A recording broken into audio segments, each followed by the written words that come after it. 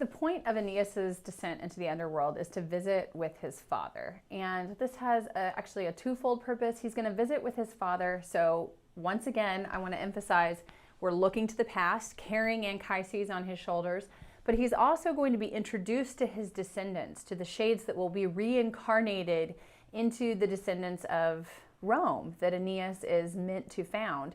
And so this becomes an important moment of not just seeing his father, but also looking forward into the future. So that same image, the icon that we looked at earlier in Book 2 of The Fall of Troy, this image of carrying Anchises and leading forward to Ilios, becomes central to the understanding of why this journey into the underworld is so important. When he sees his father Anchises is in the Elysian fields, and they run to one another, weeping. Anchises said, "You've come at last. Love made you take this hard road." Again, figuratively looking forward to Dante, love that makes him take this hard road toward Beatrice, just as I thought, and I can see your face. 3 times they try to embrace one another.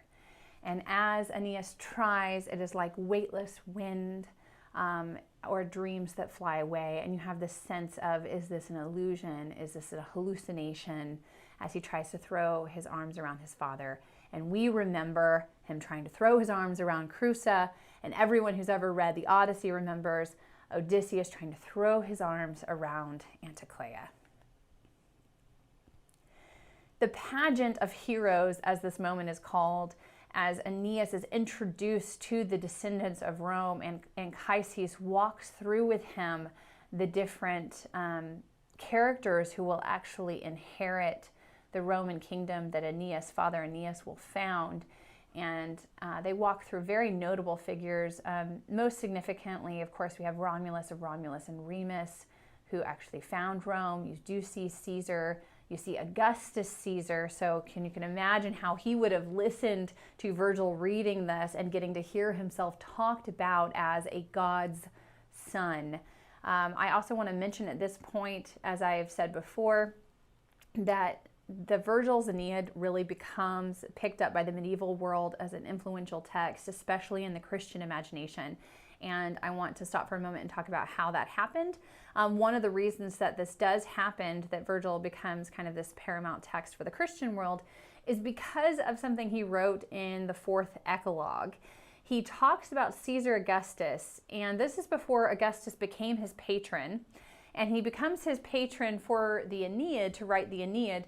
But before that point, he is actually writing a poem about a god's son who will be born of a virgin and who will establish a peaceful kingdom forever. Several people have talked about who was he actually writing about. Was he writing about Augustus and trying to get his attention? Was he writing about a friend and the birth of their child? Was he actually foretelling something he didn't know? And so that's the take that most Christians have on it. It's the take that Dante will use when he writes about Virgil, is that Virgil, and he will use this metaphor of him, Statius, actually another poet, the soul of the other poet, talks about him in the Divine Comedy as a man who holds a lantern behind him, so that he is aware of the light, but he can't see what it shines before him, but he holds it behind him so that others can follow the light of Christ, even though he himself doesn't have access to what that light shows. So he's a Christian without knowing it, without the benefits of being a Christian. He foretells or has a prophetic knowledge of Christ, who was not yet born in Virgil's time.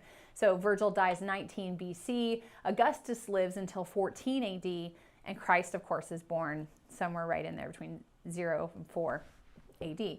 And Christ, then, the Messiah, becomes prefigured in Virgil's poetry so that later generations see this, right? But right now, at least while he's in the underworld, he is using the same language of Caesar Augustus as a god's son who's going to establish this peaceful kingdom forever. And this gives an epic dimension to his poem because it establishes this grand narrative that really we want Augustus to rule because he has been foretold. This has been the trajectory of history for hundreds of years to come up to this point that Augustus will now rule. And so he gets to see this prefigured in the descendants or the pageant of heroes. Here is another moment that scholars debate and are trying to understand what is happening when Anchises walks Aeneas or leads Aeneas to the exit. There are two gates to exit Avernus, one of horn and the other of ivory. The horn, true shades go out there easily. The other, ivory, sends false dreams to the sky, and Anchises sends them through the false dreams. So, has everything that he just seen been a false dream? Has it led him astray? Why is he being taken out the ivory? Well, the easy answer is he can't go out the other gate of horn, because that's where all of the reincarnated souls go. So if he went that way, then he would go up to be fully realized. So he has to go out through the other gate. But why is it the gate of false dreams? Other scholars have noted that perhaps the false dreams is simply because he is not meant to remember the true history before it happens. And so when we see him also receive the shield from Vulcan and he's looking at these things to come, he doesn't recognize them, even though he was already introduced to them in the underworld. So everything that is from the underworld has left some sort of imprint on his consciousness, but he does not know what it is. It's kind of like when you wake from sleep and you somewhat remember that you had a good dream, and you don't know what it was, but it was a really good one.